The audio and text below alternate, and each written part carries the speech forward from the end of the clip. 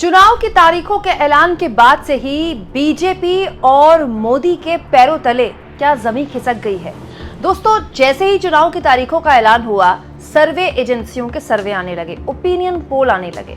मैं पहला opinion poll आपको दिखाने जा रही हूं, जिसके जरिए मैं आपको ये बताने जा रही हूं कि कैसे बीजेपी की ये बात समझ में आ गई है कि अब वो किश्तों में चुनाव हारने जा रही है। जी हाँ, किश्तों में चुनाव हारने जा रही है। इसीलिए बड़ी सोची समझी रणनीति के तहत झारखंड और महाराष्ट्र का चुनाव नहीं करवाया गया, क्योंकि आप खुद सोचिए कि अगर 4 राज्यों में एक साथ बीजेपी हार गई या 4 में से 3 में हार गई तो कितनी खराब हेडलाइन बनेगी ना।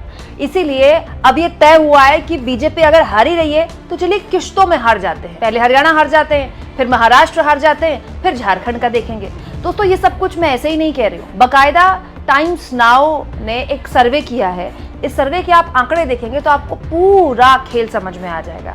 खेल ऐसा जिसमें साफ दिख रहा है कि वो बीजेपी जिसके लिए कहा जाता था कि वो 24/7 साल के 365 दिन एकदम ऐसे चुनावी मोड में रहती है, उस बीजेपी की हालत खराब हो गई है। वो चुनाव में जाने में नर्वस हो रही है, चुनाव में जाने में वो थर-थर कांप रही है, चुनाव नाम से उसको घबराहट हो रही है। दोस्तों, टाइम्स नाउ और मैट्रिक्स सर्वेक्षण एजेंसी ने एक सर्वेक्षण किया, एक ओपिनियन पोल किया झारखंड को लेकर, महाराष्ट्र को लेकर और हरियाणा को लेकर। अब आप कहेंगे कि झारखंड और महाराष्ट्र के तो तारीखों का ऐलान ही नहीं हुआ, लेकिन तारीखों का ऐलान हो ना हो, चुनाव तो होना ही है। चुनाव थोड़ी मुलतवी किए जा सकते हैं, चुनाव 1 महीने बाद हो जाएंगे, एक साथ नहीं होंगे तो। लेकिन इन 3 राज्यों के ओपिनियन पोल किए गए और कल ही उसको जारी किया गया। इस ओपिनियन पोल का जब आप रिजल्ट देखेंगे तो आपको पूरा खेल समझ में आ जाएगा। सबसे पहले मैं आपको बताती हूँ कि इस ओपिनियन पोल में कौन से चौंकाने वाले आंकड़े रखे गए हैं। सबसे महत्वपूर्ण बात, तीनों राज्यों में किसी की भी सरकार बनती नहीं दिखाई गई है।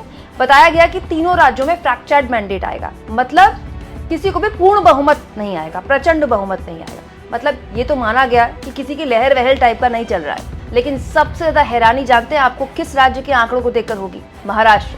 दोस्तों, सर्वे के मुताबिक महाराष्ट्र में भाजपा को 95 से 105 सीटें मिल सकती हैं और मुख्यमंत्री एकनाथ शिंदे की शिवसेना को 19 से 24 सीटें मिल सकती हैं। अजीत पवार के नेतृत्व वाली एनसीपी को 7 से 12 सीटें मिल सकती हैं।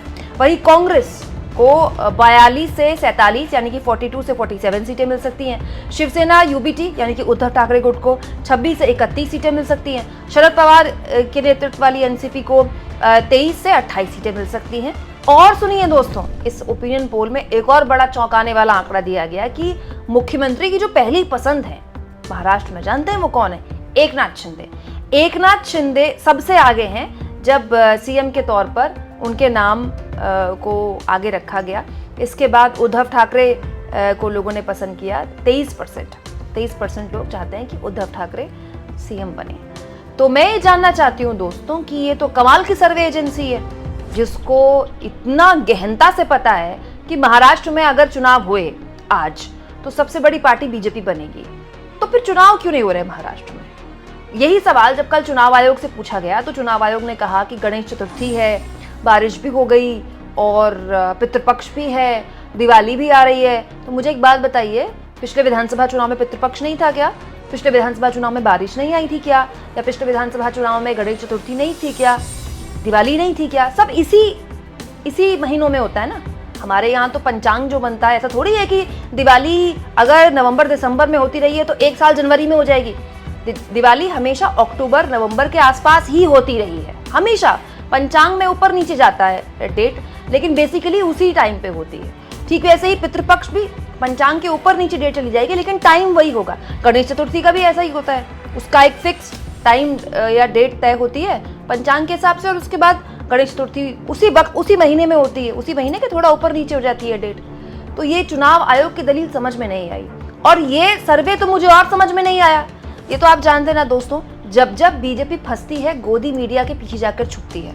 कहीं ऐसा तो नहीं कि जिस सर्वे का खेल 2024 के लोकसभा चुनाव में हुआ था, एग्जिट पोल आने तक, याद है ना आपको, क्या भर भर कर कोसा था इंडिया गठबंधन को, और मोदी जी की तो प्रचंड बहुमत की सरकार बना दी थी। कोई 300 प्लस, कोई 400 प्लस, न्यूज चैनल वालों का बस चलता तो सीधे 500 प्लस ही कर देते मोदी जी को। दोस्तों, 100 बात की एक बात, किसी भी सर्वे एजेंसी से तगड़ी एजेंसी होती है सरकार। सरकार से बड़ी कोई प्रशासन नहीं है। सरकार सबसे बड़ी ताकत है इस देश में। सरकार के पास सारी एजेंसियां होती हैं जो उसको आप महीने का इनपुट कह रहे हैं, हफ्ते का या क्या घंटे का इनपुट दे सकती है। हर दिन इतनी बड़ी ताकत है सरकार की, वो चाहे तो हर दिन की रिपोर्ट मंगवा ले कि क्या स्थिति इस राज्य में है अगर आज चुनाव हो जाए तो अगर इस एजेंसी को इतना बड़ा कॉन्फिडेंस है कि सबसे बड़ी पार्टी बीजेपी उभर सकती है, तो मैं ये जानना चाहती हूं कि बीजेपी के पास तो इससे बड़े बड़े तुर्रम खां पोल करने वाले बैठे हैं, पोल एक्सपर्ट बैठे हुए हैं जो हर हफ्ते की रिपोर्ट्स अमित शाह की टेबल पर पहुंचाते हैं, तो क्या अमित शाह को ये बात मालूम नहीं होगी? तो बड़ा सवाल ये है कि जब एकनाथ शिंदे की सरकार की ऐसी लहर चल रही है, एनडीए सरकार की इतनी लहर चल रही है महाराष्ट्र में, तो वहां विधानसभा चुनाव छोड़िए आप, एशिया की सबसे बड़ी म्युनिसिपल कॉर्पोरेशन है दोस्तों बीएमसी के चुनाव नहीं हो रहे हैं, जानते हैं ना आप। पिछले 1 साल से ऊपर का वक्त हो गया है, बीएमसी के चुनाव नहीं हुए हैं। महाराष्ट्र में जो अभी हाल में बारिश हुई है, वहां इतनी दिक्कतें पैदा हुई लोगों को, लगातार स्थानीय लोग ये कहते रहे कि आप चुनाव क्यों नहीं करवा रहे। अगर ऐसी गजब की लहर चल रही है बीजेपी या एनडीए सरकार की और एनडीए के मुख्यमंत्री की, तो बीएमसी के चुनाव करवा लेती बीजेपी। दोस्तों इसके अलावा ये 2024 के लोकसभा चुनाव का आंकड़ा है, 48 सीटें हैं टोटल, ठीक है, महाराष्ट्र में। इसमें 13 सबसे बड़ी पार्टी बनकर उभरी थी कांग्रेस, 13 सीटें कांग्रेस ने जीती। बीजेपी की शर्मनाक हार हुई है यहाँ पर, शर्मनाक 9 सीटें केवल। इसके अलावा शिवसेना यूबीटी मतलब उद्धव ठाकरे की पार्टी, जिन्होंने नई पार्टी बनाई नए सिंबल के साथ, उन्होंने बीजेपी को टक्कर दे दी, 9 सीटें अकेले वो जीत गए। शरद पवार की एनसीपी ने 8 सीटें दी, एकनाथ शिंदे की शिवसेना ने 7 सीटें जीती और अजित पवार की शिवसेना ने 1 सीट जीती। तो मैं ये जानना चाहती हूँ कि जब इतना खराब परफॉर्म किया एनडीए ने अभी 2 महीने पहले हुए लोकसभा चुनाव में, तो इन 2 महीनों में ऐसा क्या बदल गया भाई?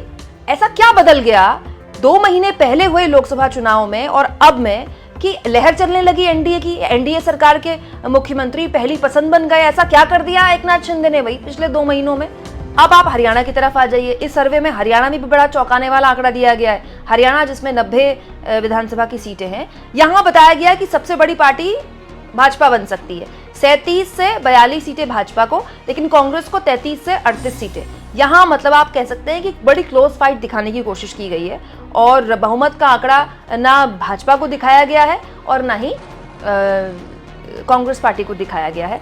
हालांकि जो वोट प्रतिशत का आंकड़ा है, भाजपा प्लस दिखाया गया 35.2%, कांग्रेस को दिखाया गया 31.6%, मतलब वोट प्रतिशत में भी कांग्रेस कम है और कुछ सीटों में भी कांग्रेस कम है। तो यहाँ भी मैं सेम सवाल पूछना चाहती हूँ। अभी 2 महीने पहले लोकसभा चुनाव हुए हैं जिसमें 10 सीटों में जो 10 सीटें बीजेपी के पास थी, उनमें से 5 सीटें कांग्रेस ने छीन ली। कहा तो ये भी जा रहा है कि अगर ठीक से टिकट वितरण होते और कुमारी शैलजा और भूपेंद्र सिंह हुड्डा के गुट के बीच खुलेआम बयानबाजी ना होती, तो हो सकता है कि 1-2 सीटें और जीत जाती कांग्रेस। तो मैं ये जानना चाहती हूँ दोस्तों, जिस हरियाणा में अभी कांग्रेस ने 5 सीटें बीजेपी से छीनी है, वहां पिछले 2 महीने में ऐसा क्या बदल गया कि इतनी कांटे की टक्कर दिखाई जा रही है? और तो और दोस्तों, इस ओपिनियन पोल में दिखाया गया कि हरियाणा के मुख्यमंत्री नायाब सिंह सैनी बतौर मुख्यमंत्री 40% लोगों ने कहा है कि बहुत अच्छा काम कर रहे हैं। इस हिसाब से तो दोस्तों हरियाणा में बीजेपी को नायाब सिंह सैनी को मुख्यमंत्री पद का उम्मीदवार घोषित करना चाहिए। क्या बीजेपी ऐसा कुछ करने वाली है? भाई 40% लोग कह रहे हैं कि नायाब सिंह सैनी साहब ने इतना कमाल का काम कर दिया, तो उनको तो सीएम कैंडिडेट घोषित करना चाहिए। बीजेपी चुनाव जीत जाएगी उनके नेतृत्व में। दोस्तों सेम स्थितियां झारखंड में बताई गई हैं। झारखंड में बाबूलाल मरांडी को 41% मुख्यमंत्री पद की रेस में सबसे पसंदीदा विकल्प बताया गया है। हेमंत सोरेन को 32%, जो अभी बीच चुनाव में जिनको जेल में डाला गया, फिर वो बाहर आए, फिर वो दोबारा से सीएम बने, ठीक है, उनको 2nd नंबर पर दिया गया है सीएम की चॉइस। अर्जुन मुंडा को 9%, चंपाई सोरेन को 5% और अन्य को 13% का समर्थन प्राप्त है। मतलब झारखंड में भी बताया गया कि फ्रैक्चर्ड मैंडेट है। और इसके अलावा हरियाणा में बताया गया है कि नायाब सिंह सैनी तो पहली पसंद है मुख्यमंत्री के तौर पर, और महाराष्ट्र के तो क्या ही कहें। खैर, तो अब आपको खेल समझ में आ गया ना दोस्तों। अगर ऐसी स्थितियां हैं तो फिर तो महाराष्ट्र और झारखंड के और इन तमाम राज्यों के चुनाव एक साथ होने चाहिए थे। जैसा कि मैंने आपको शुरुआत में कहा, सच्चाई ये है दोस्तों कि सारी रिपोर्ट्स सही, जो सच्ची रिपोर्ट्स होती हैं, सच्चे पोल्स होते हैं, सच्चे सर्वे होते हैं, वो अमित शाह के पास पहले ही पहुंच गए होंगे। और अमित शाह के लिए या तो उनके ये बात समझ में आ गई कि सारे राज्य एक साथ संभाल पाना उनके लिए आसान नहीं होगा, तो इससे अच्छा है कि किश्तों में चुनाव में जाया जाए, या फिर अगर हारना ही है तो किश्तों में हारा जाए, क्योंकि हेडलाइन बहुत खराब बनेगी ना 4 में से 3 राज्यों में बीजेपी हार गई या 4 में से 4 राज्यों में बीजेपी हार गई, तो हेडलाइन ये बन जाए कि 2 में से 1 राज्य में बीजेपी हार गई या 3 में से 1 राज्य में बीजेपी हार गई। ये ज्यादा आसान है ना। अब आप सोचिए 4 अक्टूबर को जब नतीजे आएंगे हरियाणा और जम्मू कश्मीर के, तो अगर 2 में से 1 राज्य में बीजेपी बाई चांस सरकार बना लेती है तो फिर भी फेस सेविंग रहेगा ना, फिर भी एक सम्मानजनक स्थितियां रहेंगी ना। हालांकि जम्मू कश्मीर को लेकर अभी मेरे पास कोई आंकड़ा नहीं है, मेरे पास कोई दावा नहीं है, और ना ही जम्मू कश्मीर को लेकर अभी कोई सर्वे आया है जिसको बड़ी मजबूती से कहा जाए कि वहां कौन सरकार बनाने जा रहा है। लेकिन बीजेपी के लिए स्थितियां वहां भी इतनी अच्छी नहीं है, इतनी आसानी से वहां भी नहीं कहा जा सकता कि बीजेपी के लिए एकदम क्लोज फाइट नहीं है और बिल्कुल आसान है चुनाव जीतना। अगर ऐसा होता तो बीजेपी लोकसभा चुनाव में कश्मीर में उसने कैंडिडेट क्यों नहीं उतारे? जिस कश्मीर में बीजेपी धारा 370 हटाने के नाम पर पूरे देश में वोट मांगती है, कश्मीर में बीजेपी ने कैंडिडेट क्यों नहीं उतारे चुनाव के लिए? तो मामला बड़ा दिलचस्प है दोस्तों, बस इंतजार करते रहिए। आने वाले अभी कई दिनों में ऐसे कई सर्वे आपको देखने को मिलेंगे और ऐसे सर्वों को लेकर लगातार जानकारी भी मैं आपको देती रहूंगी। आपको क्या लगता है दोस्तों, क्या वाकई में बीजेपी अब किश्तों में हारने जा रही है, इसीलिए उसने अपनी किश्तें लंबी कर दी हैं? कमेंट बॉक्स में जरूर लिखें और जितना हो सके दोस्तों चैनल को शेयर करें, सब्सक्राइब करें और थैंक्स फॉर ज्वाइन, ये 2 ऑप्शंस हैं जिसके जरिए आर्थिक तौर पर भी आप चैनल के हाथ मजबूत कर सकते हैं।